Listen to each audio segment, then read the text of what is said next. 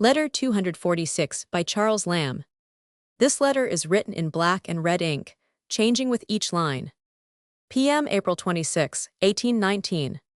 Dear Wordsworth, I received a copy of Peter Bell a week ago, and I hope the author will not be offended if I say I do not much relish it. The humor, if it is meant for humor, is forced, and then the price.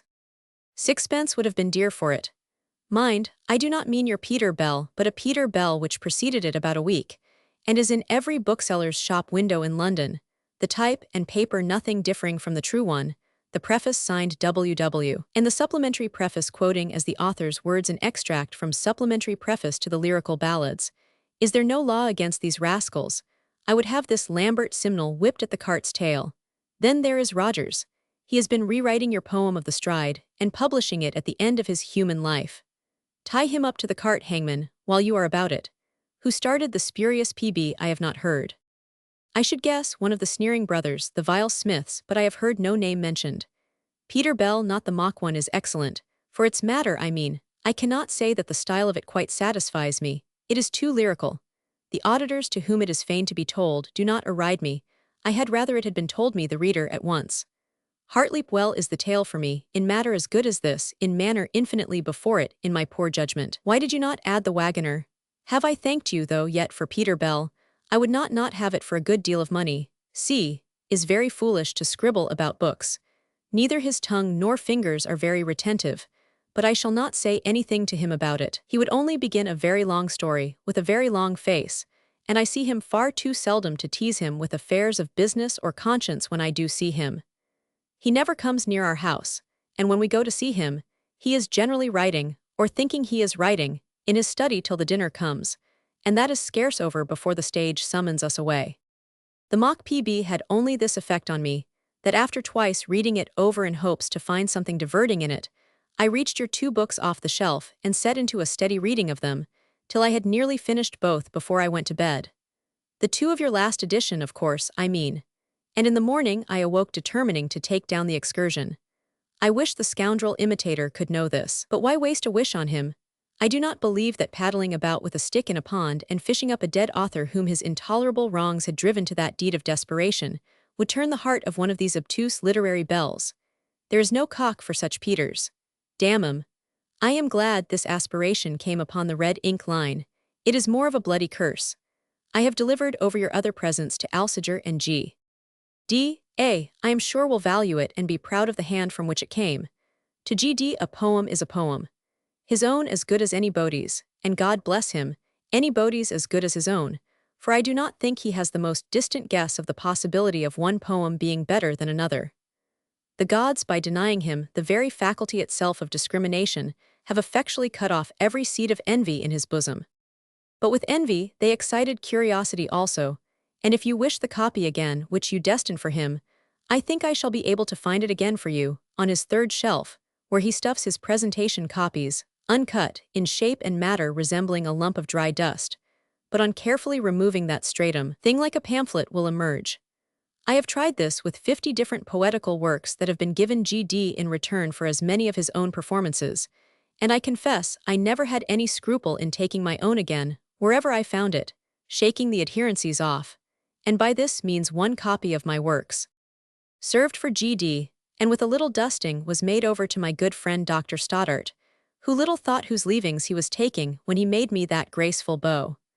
By the way, the doctor is the only one of my acquaintance who bows gracefully, my town acquaintance I mean. How do you like my way of writing with 2 inks? I think it is pretty and motley. Suppose Mrs. W. adopts it, the next time she holds the pen for you. The ink differs with every word of the following paragraph. My dinner waits. I have no time to indulge any longer in these laborious curiosities. God bless you and cause to thrive, and to burgeon whatsoever you write, and fear no inks of miserable poetasters. Yours truly, Charles Lamb, Mary's Love.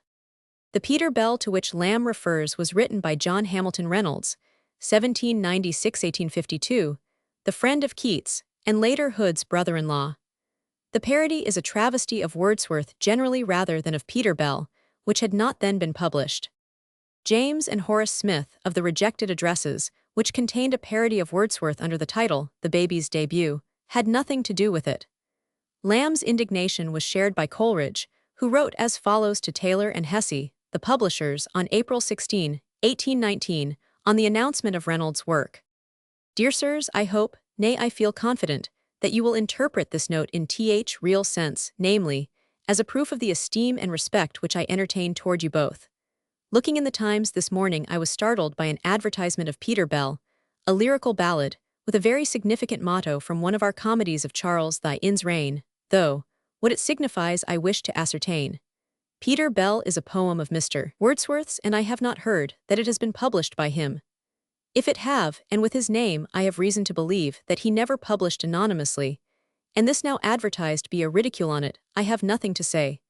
But if it have not, I have ventured to pledge myself for you, that you would not wittingly give the high respectability of your names to an attack on a manuscript work, which no man could assail but by a base breach of trust.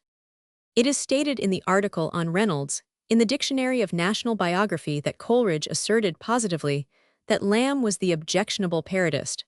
But this letter suggests that that was not so. Peter Bell, not the mock one. Crabb Robinson's diary, in the original Ms. for June 6, 1812, contains this passage. With C. Lamb, lent him Peter Bell. To my surprise, he finds nothing in it good. He complains of the slowness of the narrative, as if that were not the art of the poet. W. he says has great thoughts, but here are none of them. He has no interest in the ass. These are to me inconceivable judgments from C.L., whose taste in general I acquiesce in, and who is certainly an enthusiast for W. Again, on May 11, 1819, after the poem was published, Robinson says, L. spoke of Peter Bell, which he considers as one of the worst of Wordsworth's works. The lyric narrative L. has no taste for.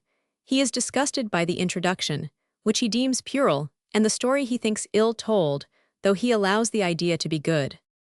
Rogers, at the end of Samuel Rogers' poem, Human Life, 1819, is a ballad, entitled The Boy of Egremond, which has for subject the same incident as that in Wordsworth's Force of Prayer, beginning, What is good for a bootless Benny? The death of the young Romilly as he leapt across the Strid. In Wordsworth, the answer to the question is endless sorrow. Rogers' poem begins, Say what remains when hope is fled. She answered, endless weeping. Wordsworth's Peter Bell was published a week after the mock one. To the Wagoner we shall come shortly.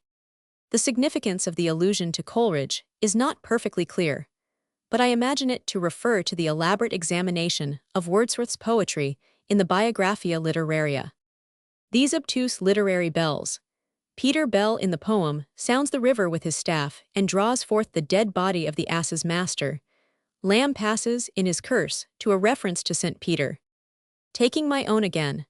This, if, as one may suppose, adapted from Molière's G. Reprendre mon bien partout au G. La Trouve, is an indication that Lamb knew the Frenchman's comedies. Here should come a business note to John Rickman dated May 21, 1819, given in the Boston Bibliophile edition.